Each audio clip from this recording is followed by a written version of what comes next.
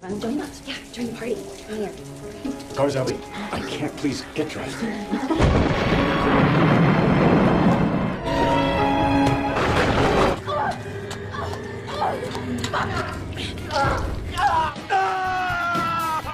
वो कहावत है ना, धर्म करो और धक्का खाओ। जो जानते हैं वो तो समझ ही गए होंगे और जो नहीं समझे वो इस फिल्म की समरी से समझ जाएंगे, क्योंकि ये कहावत इस फिल्म पर परफेक्ट सूट करती है। तो without wasting any time, let's start today's excited video. Hollywood जोकी प्रेजेंटिंग नॉक नॉक। फिल्म शुरू होती है और हमें इंट्रोड्यूस कराया जाता है इवान से, जो कि एक आर्किटेक्ट है और अपने 2 बच्चों और बीवी कैरेन के साथ खुशी खुशी रह रहा होता है। कैरेन एक आर्टिस्ट है जो मूर्ति बनाती है।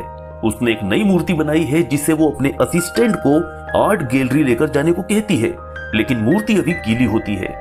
इसलिए कैरेन का असिस्टेंट लुइस कहता है कि वो बाद में इसे लेकर जाएगा।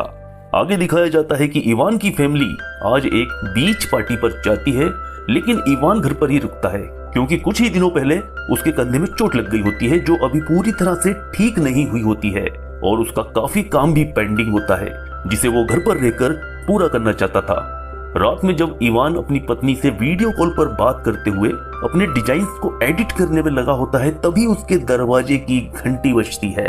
इवान जाता है और दरवाजा खोलता है तो देखता है कि 2 खूबसूरत लड़कियां बारिश में भीगी हुई दरवाजे पर खड़ी हैं। इनका नाम बेल और जेनेसिस होता है।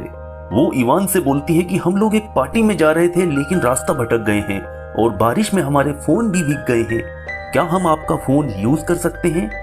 इवान देखता है कि दोनों लड़कियां पूरी तरह से भीगी हुई हैं और रात भी काफी हो चुकी है, तो वो उनकी मदद करने के लिए तैयार हो जाता है और उन लड़कियों को अंदर आने के लिए कहता है। वो उन्हें तौलिया देता है और साथ ही साथ कॉल करने के लिए अपना फोन भी देता है।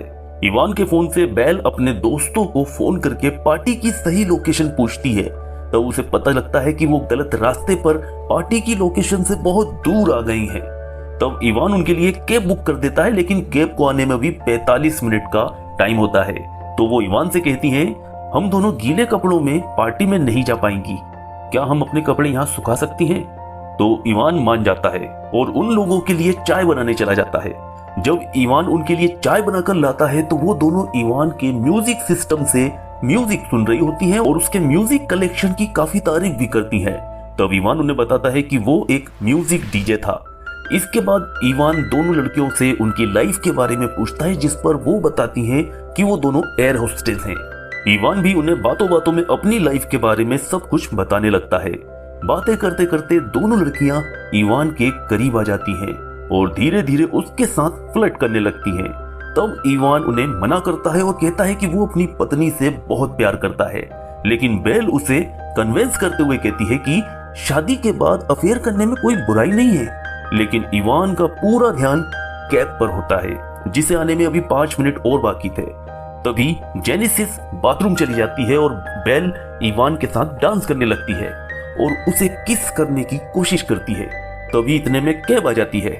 अब बेल जेनेसिस को बुलाने के लिए टॉयलेट की साइड जाती है। अब तक वॉशिंग मशीन में इन दोनों लड़कियों के कपड़े सूख चुके होते हैं। इवान इन सूखे कपड़ों को लेकर बाथरूम के बाहर पहुंचता है और आवाज देता है, लेकिन जब अंदर से कोई रिप्लाई नहीं आता है तो इवान अपनी आंखें बंद करके अंदर जाता है। यहाँ ये दोनों लड़कियां नग्न खड़ी होती हैं और इवान के अंदर आते ही उसे पकड़ लेती हैं और अपनी ओर खींच लेती हैं और उसे जबरदस्ती चिपकने लगती हैं। इवान काफी देर तक उन्हें मना करता है, लेकिन आखिर में वो भी अपना कंट्रोल खो देता है। अगले दिन जब इवान की आंख खुलती है तो वो अपने आप को बिस्तर पर अकेला पाता है। उसे लगता है कि शायद ये दोनों लड़कियां कैब से रात को ही जा चुकी है, लेकिन ऐसा नहीं होता है। वो दोनों लड़कियां घर के किचन में ही होती हैं और ऐसे बिहेव करती हैं जैसे ये घर उन्हीं का है। इवान को बहुत गुस्सा आता है और वो उन दोनों को घर से जाने के लिए कहता है। इतने में इवान की बीवी का फोन आता है तो इवान उससे बात करने के लिए बाहर निकल जाता है, लेकिन दोनों लड़कियां फोन पर ठीक से बात भी नहीं करने देती। इवान को फोन कट करना पड़ता है। अब इवान बहुत गुस्से में आ जाता है और दोनों को तुरंत घर से निकलने के लिए कहता है, लेकिन लड़कियां इवान की बातों को गंभीरता से बिल्कुल नहीं लेती हैं। तब इवान पुलिस को फोन लगाने के लिए फोन उठाता है, लेकिन जेनेसिस उससे कहती है कि बेल एक नाबालिग लड़की है और तुम पुलिस को बुलाओगे तो इसका रेप करने का इल्जाम हम तुम पर लगा देंगे और तुम खुद ही फंस जाओगे। तब थक हार कर इवान उनसे पूछता है कि तुम लोग चाहती क्या हो, कितने पैसे चाहिए तुम्हें। इतने में दरवाजे की घंटी बजती है। इवान उन दोनों को घर में ही रुकने का बोलकर दरवाजा खोलने जाता है। यहाँ उसकी पड़ोसन कंधे के दर्द के लिए उसे मसाज देने आई होती है। इवान उससे बात कर ही रहा होता है कि जेनेसिस बाहर आ जाती है। उसे देखकर इवान की पड़ोसन उसे भला बुरा कहती हुई वहां से चली जाती है। अब इवान गुस्से से घर के अंदर आता है और जेनेसिस का गला दबाने लगता है, लेकिन वो उसे कहती है कि ऐसा करने से उसे जेल की हवा खानी पड़ेगी। तब इवान कुछ सोच समझकर उसको छोड़ देता है और पुलिस को फोन कर देता है, लेकिन तभी जेनेसिस फोन को कट कर देती है और वहां से जाने को तैयार हो जाती है और इवान से कहती है कि हम लोगों को गाड़ी से छोड़ दो। इवान उन दोनों को अपनी कार से उनकी बताई हुई जगह पर छोड़कर घर आता है और सब कुछ व्यवस्थित करता है। रात में जब वो कुछ काम कर रहा होता है तो उसे कुछ आहट सुनाई देती है। वो दूसरे कमरे में जाकर देखता है तो उसे एक फोटो नीचे गिरी हुई दिखाई पड़ती है। वो उसे उठाता ही है कि पीछे से उसके सिर पर एक जोर का वार होता है और वो बेहोश हो जाता है। दरअसल जेनेसिस ने उसके सिर पर एक छोटा सा सिलेंडर मारा होता है। अब जब इवान की आंख खुलती है तो वो खुद को एक पलंग पर बंधा पाता है और जेनेसिस को वहां पर अपनी बीबी का मेकअप इस्तेमाल करते हुए देखता है। इवान उस जेनेसिस को खुद को खोलने के लिए कहता है। तभी बेल वहां आ जाती है, जो कि इवान की बेटी के कपड़े पहनकर आई होती है और उसे सेक्स के लिए उकसाने लगती है। उसी वक्त उसकी बीवी कैरेन का वीडियो कॉल आ जाता है।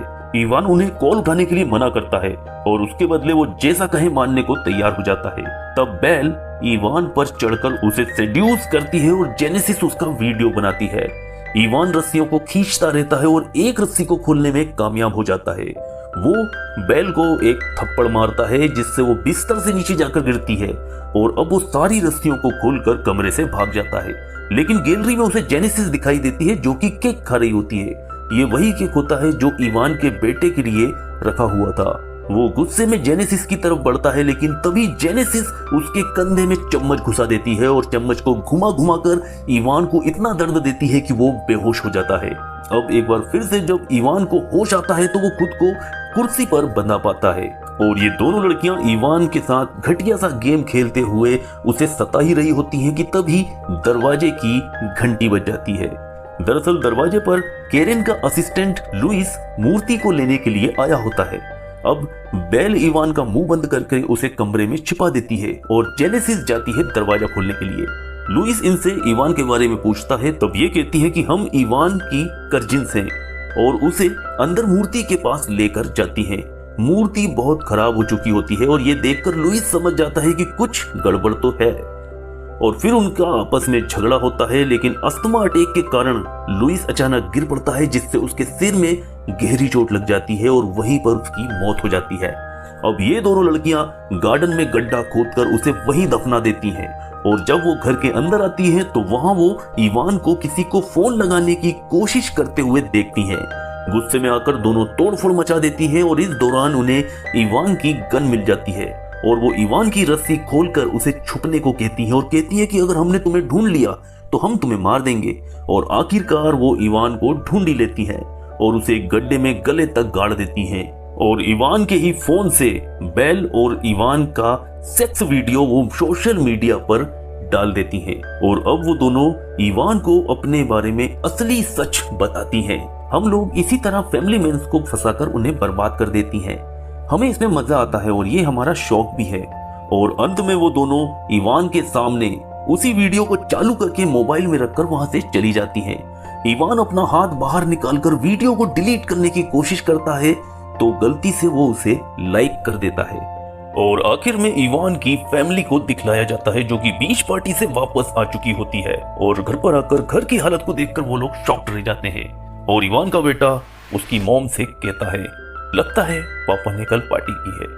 और मूवी यहीं पर खत्म हो जाती है। तो दोस्तों, कैसी लगी आपको आज की मूवी की समरी? अगर पसंद आई है तो वीडियो को लाइक जरूर करिएगा और जो दोस्त नए अभी हमारे चैनल पर आए हैं, चैनल को सब्सक्राइब कर नोटिफिकेशन ऑल का बटन दबाइएगा ताकि आपको और भी इसी तरह के शानदार वीडियोस की नोटिफिकेशन सबसे पहले मिल जाए। Thanks for watching.